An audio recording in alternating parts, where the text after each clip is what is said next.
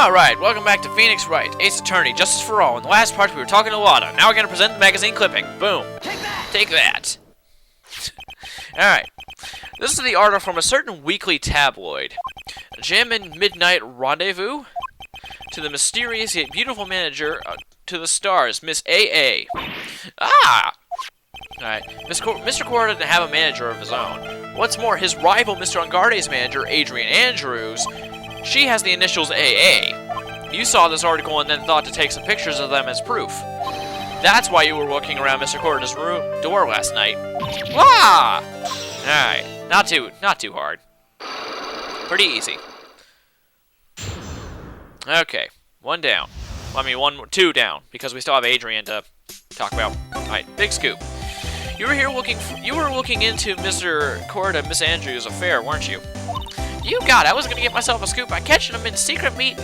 But there's already an article about it in one of the weekly tabloid magazines. It's no longer breaking news. What'd you just say? Her initials are AA. What kind of vague thing is that? That ain't no proof of nothing. People are going to want to see real proof. Well, at least I do, so that's what I was doing, getting photos. Oh. I'm going to whip up the reader's interest with some gossip and a little misleading. Then spice it up a little and have myself an exclusive story. Wow, what a nice journalistic integrity you got there. I already finished up writing up my spicy article, you know? But the paper I wrote it on, my note to myself, it's gone. Your note to yourself? It was inside the case of my $1,000 camera. They done run off together. I came here for my big story. Didn't come here to have my treasure disappear on me. Yeah, I understand.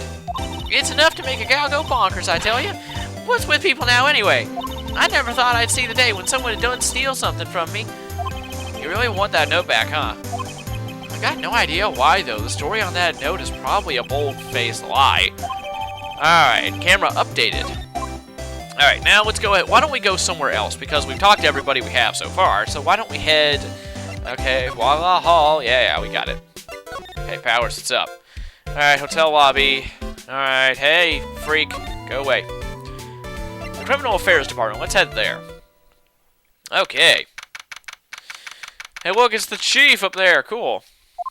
What is that doll over there? Look at the doll. You see that, like, little blue spiky-haired doll thing back there? Detective Gumshoe said they had an investigation briefing. Yeah. Oh, he's back. Hey, so you came by, pal. Why the blunt greeting? Because there's nothing to be friendly or happy about. What do you mean by that? Well, things look perfect this time around. The evidence and the testimony are airtight. But, we can't just roll over and die. We have to stay positive. Alright, let's go and talk to him. Airtight evidence. So what do you mean the evidence is airtight? I can't give you all the details, pal, but there's two big pieces. Two? And both of them are in this photo. Alright, what's first? The first is the button that's missing from the victim's chest. I see where the button would be. It's where the knife was. That's the button that you found during your body search of Mr. Ungarde. Yep, I found it in the folds of the Nickel Samurai's special pants. And the second one is the knife in his chest, pal. The fingerprints on the knife are in his chest, to be exact. Fingerprints? Whose are they? You didn't even have to ask, little missy. It's obvious. They're Matt Ungarde's.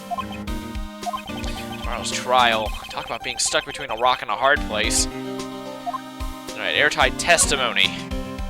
So what about this airtight testimony? It's that old security lady, Miss Old Bag. I thought so. What do you mean you thought so? Did she tell you something, pal? Well... And I even told her not to open that mouth of hers and blab to anyone. Or blab? No, I was stuck on 10. There's no turning it down. Trust me. Nice. Yeah, well, Miss Old Bag saw it all, pal. She saw Mr. Ungarde come out of the victim's room around the estimated time of death. No way! Alright, that's no good. Let's see here. Is there anything we can present? How about... Can we present a profile, maybe? How about Matt's? Why not? Come on, present it, thank you. Hey, why don't we let bygones be bygones, pal? Look, this guy is guilty. A buck says so.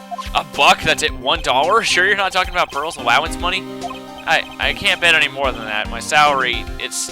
Ooh, it doesn't matter what we think. I still have to defend Mr. Engardia in court or else. Mr. Nick.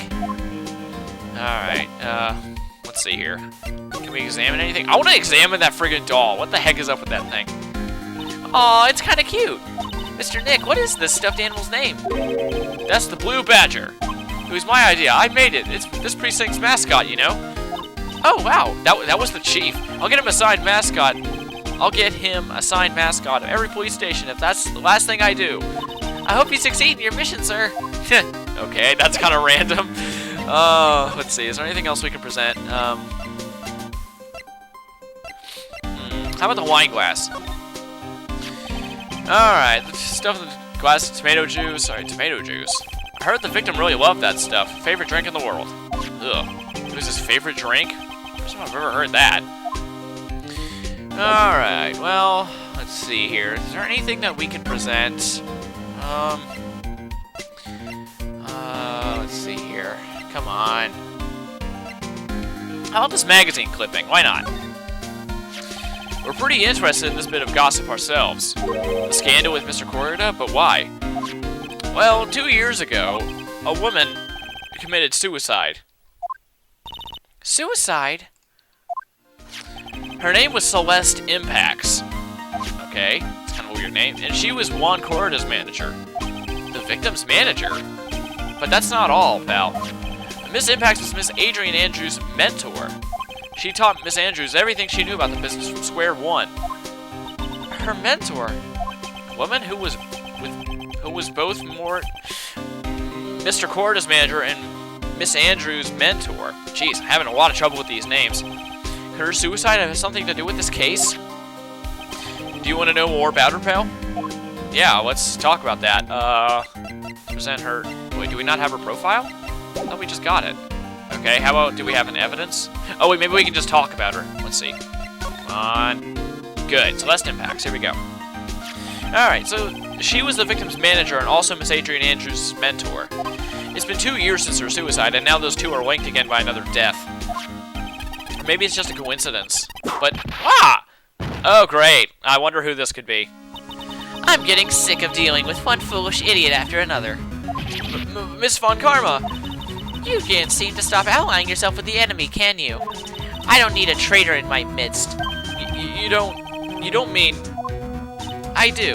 Scruffy, you have 30 minutes to get out of here. You are no longer needed. Goodbye. That's... Wait! Please wait, sir. If I don't get this month's pay, I'll start... Quiet! If it weren't for traitors like you... I would have won. Is that what you meant to say? Who? That voice. Edgeworth. It's been a long time, right? This person, this is Mr. Edgeworth? Okay, now, hang on. Just hang on a second. Hold on. Just a second here. I'm gonna cut right here. This is gonna be like a little cut here. I just gotta get this voice right, okay? Hang on just a second. I'll be right back. Okay. What am I gonna do with you? Still blaming others when things go wrong? You haven't changed a bit, Franziska. You... How dare you show your face without a shred of shame upon it? You've soiled the Von Karma name and dragged it through the mud. Run away with your tail between the legs like the ill-bred dog that you are. Are you talking about the Von Karma family creed to be perfect in every way? Then let's hear it, Franziska. How are things going? I hear you're having a rough time maintaining perfection in this country. You seem to be getting crushed under the weight of it all. That's why I came back. Keep your assumptions to yourself. Yeah, you tell her, friggin' Edgeworth. Yeah. I haven't given in yet. I won't lose. This case is mine. I'll never hand it over to you. Never. Mr. Phoenix Wright, I will see you tomorrow in court. It will be a clinical lesson to the meaning of total victory. Huh. Still the same wild mare she always was. Let's talk to frickin' Edgeworth. Hey, man, we thought you were frickin' dead. Tomorrow's trial. I thought the prosecutor, Miles Edgeworth, had gone and died. Mr. Nick, I never wanted to see you again. I think that's enough of a warm welcome for someone you haven't seen in a year. Are you gonna run tomorrow's trial? You heard her, right? That wild mare hasn't given in yet, it seems. So, no, I don't think I'll be making an appearance. Your hatred for me is quite unhealthy, not to mention one-sided. But I will say one thing. You can't win on your own at the trial tomorrow. What's that supposed to mean? I have something definitive that you lack. And that's the definition of teamwork. It's the power to find the truth. The truth? In order to understand this case, you have to understand a certain truth. Well, if you ever feel the need for my assistance, it is available to you. I'm not in charge of this case, so I can be a bit more generous with information. Just what is going on inside his head? Alright, proof of Von Karma what? A lot of things may have happened, however, Manfred Von Karma was still my mentor. And a perfect win record is proof of Von Karma. 1 year ago. You could not establish guilt in a few cases. Are those losses the reason you suddenly disappeared from the prosecutor's office? Did you leave because you had lost your perfect win record?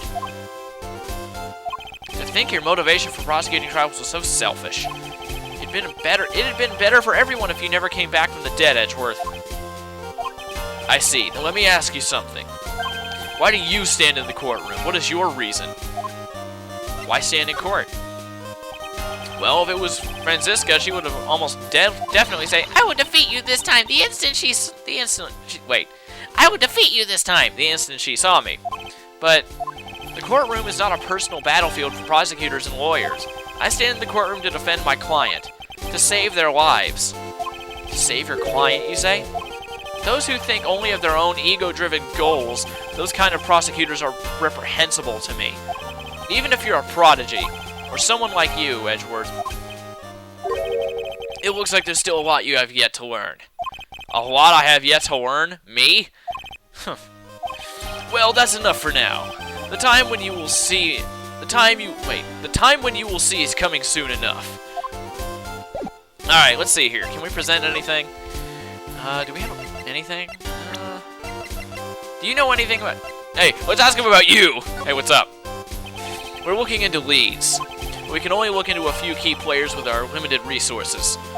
There's no reason for us to waste energy investigating this person. Don't you just tell it to me straight and say, I don't have any info?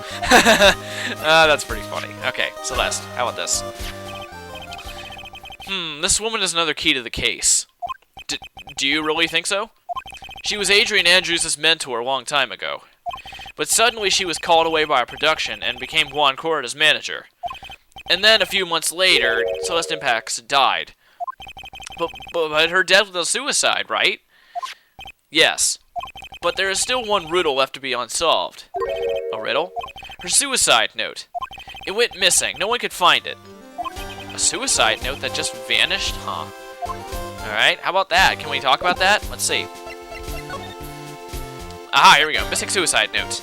You know what? We're getting pretty close to the time limit.